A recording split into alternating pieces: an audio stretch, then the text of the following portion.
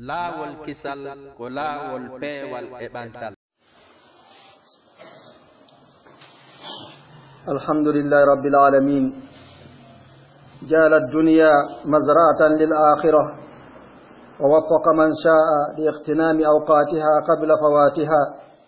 وأشهد أن لا إله إلا الله وحده لا شريك له الكبير المتعال وأشهد أن محمدا عبده ورسوله القائل بادروا بالأعمال صلى الله عليه وعلى آله وأصحابه ومن تبعهم بإحسان إلى يوم الدين. أما بعد، فيا أيها المسلمون اتقوا الله واشكروه على نعمه حيث شرع لكم مواسم تتقربون بها إليه تتضاعف لكم فيها الحسنات وتمحى فيها السيئات ويفيض عليكم ربكم بها من النفحات. ara yettoje woɗani Allah o taguɗo ngo tageefo o waɗi o aduna ɗo ko ngesa fii laakara on, o hawrindini on mo haaji fii tonorgol waktuuji aduna on adaade ɗi fuutaade. mi seeti ko ndemaroteeɗo gon ala sina Allah ko o gooto o maraka fidaaɗo ko kankuni mawɗo toowuɗo. mi seeti ko ndema nelaaɗo meɗen Muhammadu ko jiyaaɗo makko o nelaaɗo makko ko kanko wi en yaccore e gollugol golle moƴƴe ɗen adaade laawaade. yo Allah juule makko e ɓeygure makko e sahaabaaɓe makko e kala ɓen jokku e mon woɗɗiri haa ñandar ngal. ɓaawa ɗum ko enen yo julɓe aray en yamirama yen duumo e hulgol Allah subhanahu wa taala, jarnen Allah subhanahu wa taala e hoore nemaaji makko nemine men tuma ma nokku ka o sar'ine men dabbondeeji tawa en ɓattora in ɗon ka Allah subhanahu wa taala, tawa koye ɗum ɗon moƴƴereeji ɗin sowitante en, koye ɗum ɗon kadi boneeji ɗin montante en, koye ɗum kadi Allah subhanahu wa taala juurata e men yurmede makko nden. marra ma'ana qariban ayyamun fadila wa hiya ayyamu ashri dhil hijja ashaha almuslimun wa addu fiha ruknan min arkani dinihim ala wa huwa alhajj ila baytillahi alharam fahani'an liman ahsana wastaqam wa azaan liman farrata famarrat alayhim alayyam alfadilatu katayfi zara fi almanam. famarrat alayhim alayyam alfadila katayfin zara fi almanam. aray feƴƴiɗi e men ko ɓatti ñalɗi tedduɗi ɗulle kol ɗe balɗe 10 arane ka donkin jokkiti kadi ɗe balɗe tati ka yani ineteɗen ayyamu tashriq ñalɗi layya ɗin. hande woni ñallal sakkitoral ngal en wuuri ɗe balɗe ɗo en totti e majje tugalal jeyangal tugale diina makko kanɗum ko tugalal hajjungal.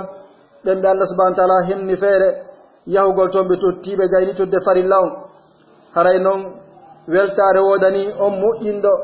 e ɗe balɗe ɗo, o tabiti e ɗe balɗe ɗo, o tonori ɗe balɗe ɗo o golli. haray kadi yani muññintingol wodani on raɓɓinɗiniɗo ɗe balɗe ɗo feƴƴirimo wano on tigi haccorta goɗɗum e ɗoygol hara ko koyɗi ɗi tabitata o wata mantade ɗum feƴƴirimo noon. haray oɗo kadi o muññintinama, haray koyo ɓurtu kadi wakkilade. ma ahla hadhihi al ayyam allati ashaha al muslimuna mujtami'ina ala ibadati llah wa ifradihi bil ubudiyya mutawajjihina ilayhi bit ta'ati wal inaba qad i'tarafu bin naqsi yatlubuna min rabbihim al afwa wat tajawuza li'annahu huwa ahlu at taqwa wa ahlu al maghfirah.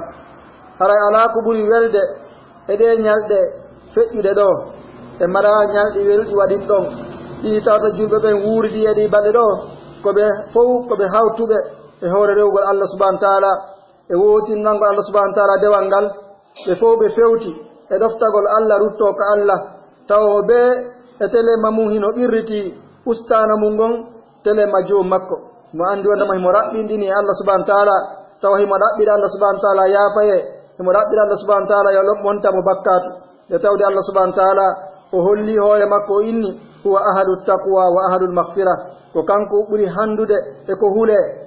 yani jokka ko yamiri kon rento e ko haɗi kon ko kankadi ɓuri handude e yaafagol kala on ɗoftiɗomo, kala on hulɗomo rewimo Allah subhanahu wa taala yaafotomo.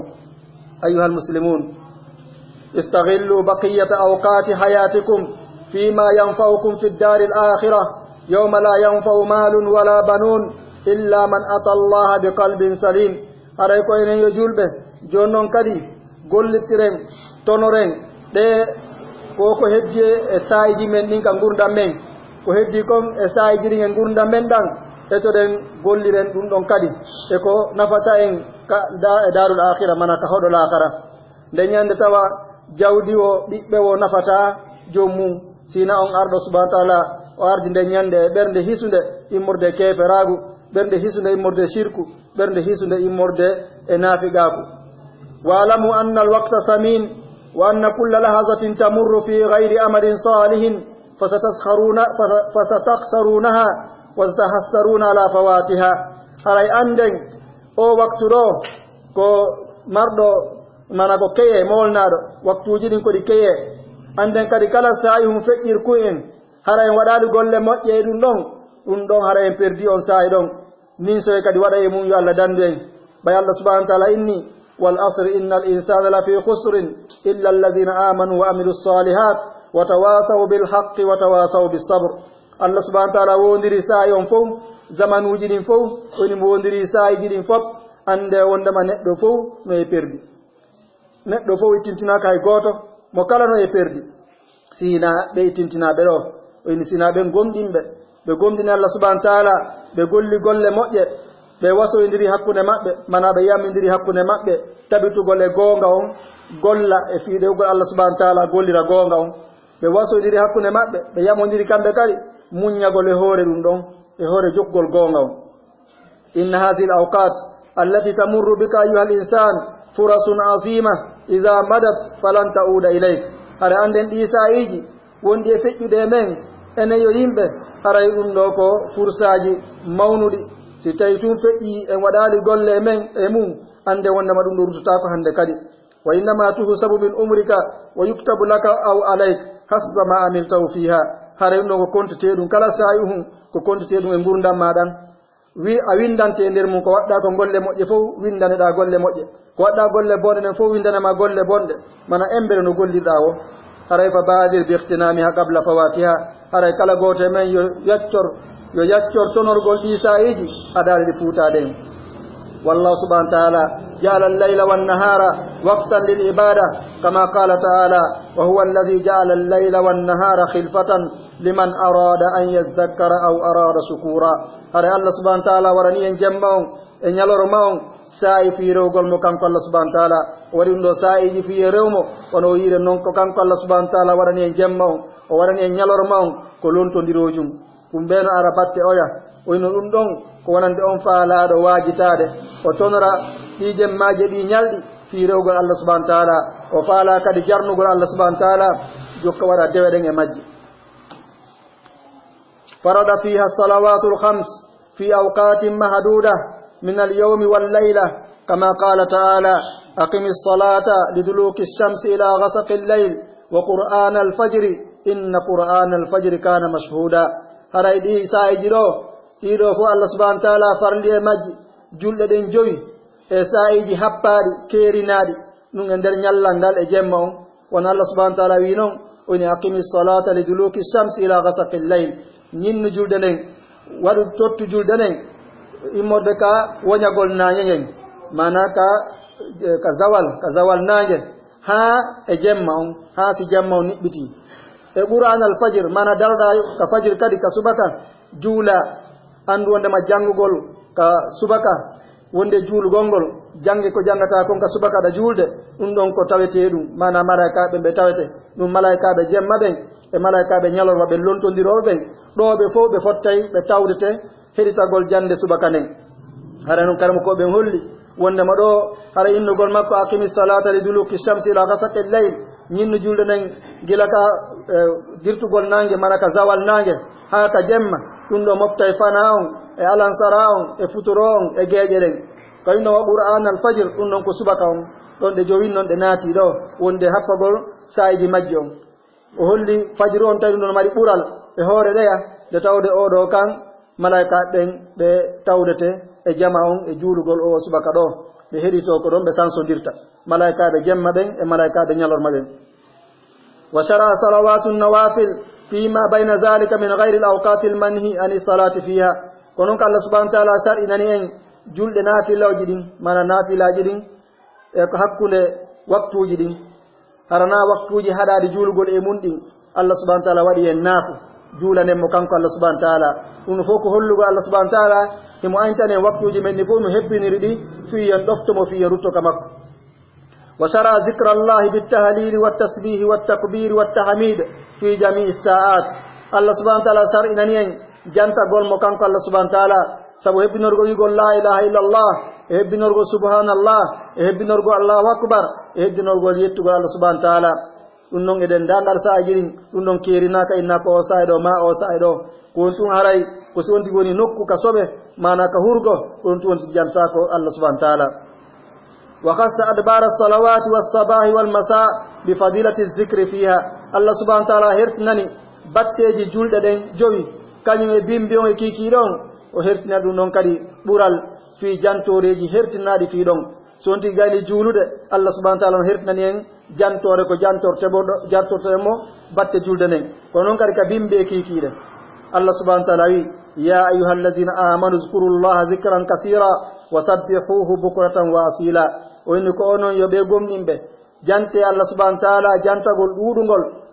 subbihino ɗon mo kanko Allah subhanahu wa ta'ala bimbe kikiɗe o wi kadi fazkuruni azkurkum washkuruli wala takfurun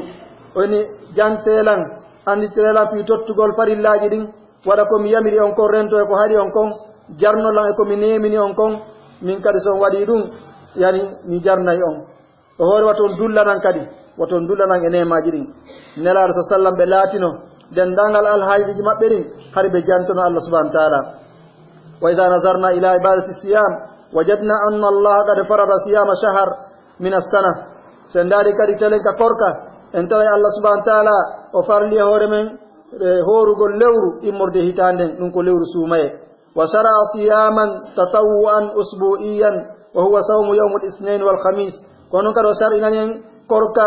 yani tawa ɗum ɗon ko dabte mana ko naafilo e nder yontere nden on sari ɗon ko yontere yankojo ɗulle ko horugol tenen on e alkamisa on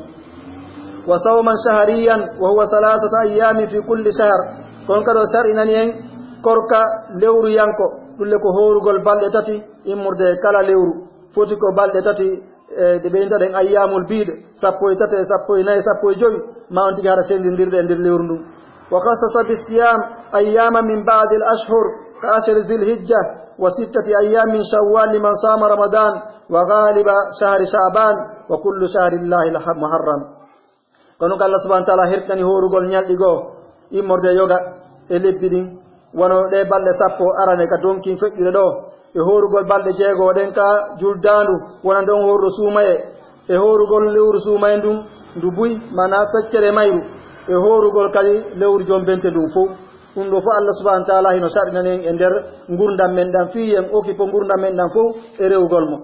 wa man kana indahu quwwa wa irada wa ziyarta wa arada ziyada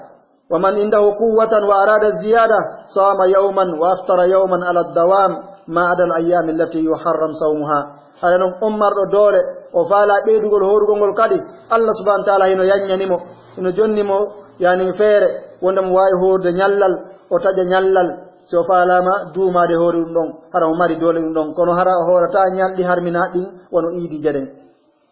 وأما الإباحة المالية الواجبة والمستحبة فنجد أن الله أثنى على الذين ينفقون من أموم الأموال في جميع الأوقات بحسب الحاجات قال تعالى الذين ينفقون أموالهم بالليل والنهار سرا وعلانية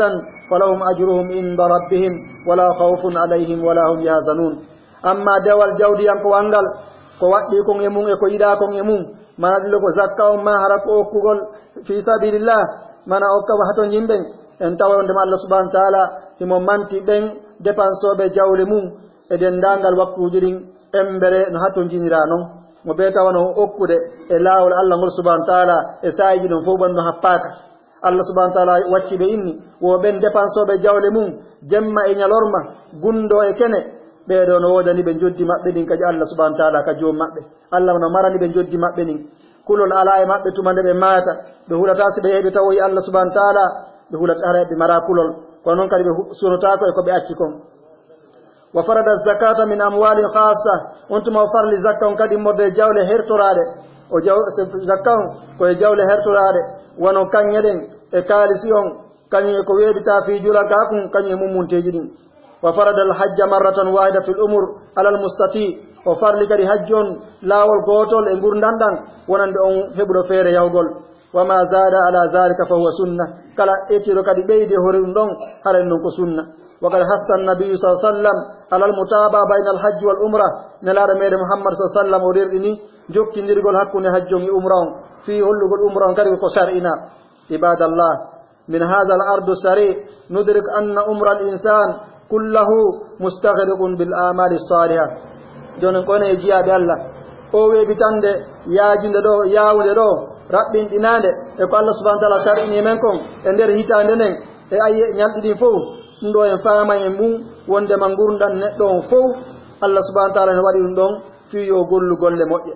wa hatta al fatarat allati yarta'u fiha al insanu lin nawm wal aql wash-shurb wa mu'asharati al ahl wa mu'anasati al ikhwan idha nawa biha at taqawi ala al ibada sarat ibada yujar alayha hay din saayiji di neddo on tawata footo e mum wana so foto fi yo dano ma ka o nyama fi yo nyamu ma yo yaru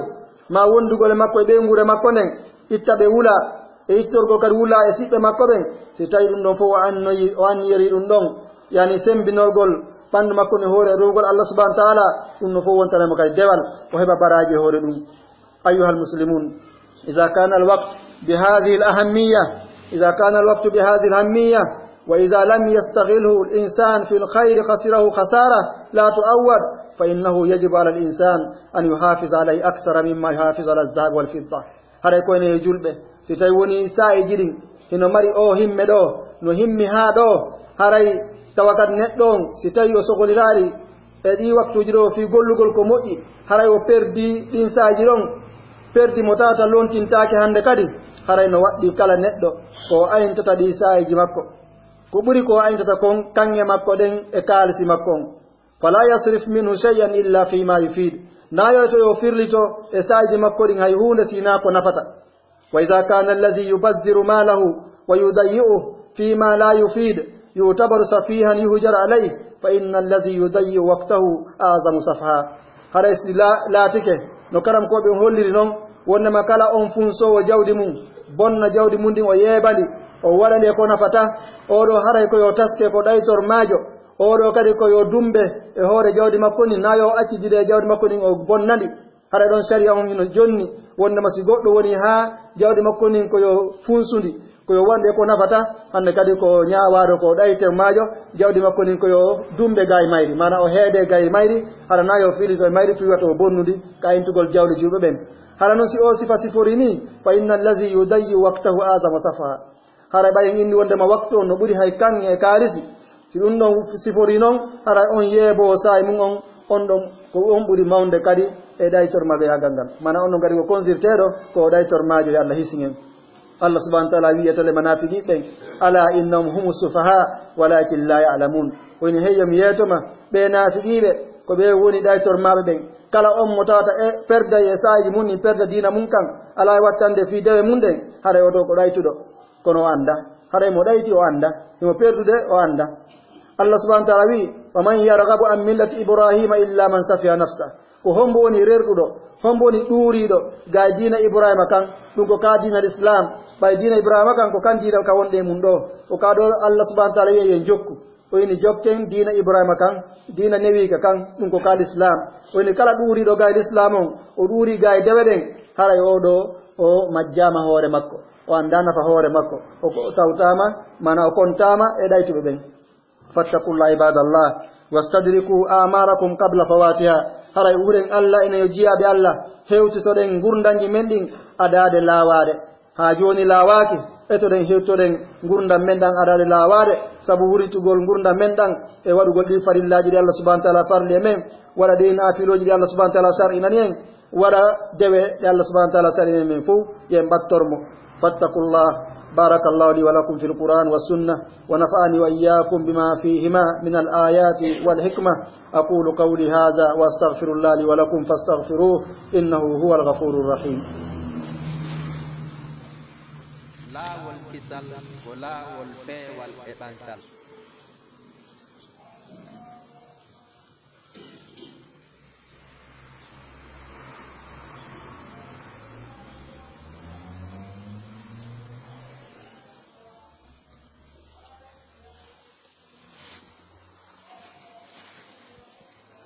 الحمد لله رب العالمين أمر باغتنام الأوقات قبل الفوات فقال فاستبقوا الخيرات وأشهد أن لا إله إلا الله وحده لا شريك له وأشهد أن محمدا عبده. laawol kisal ko laawol peewal e ɓantal.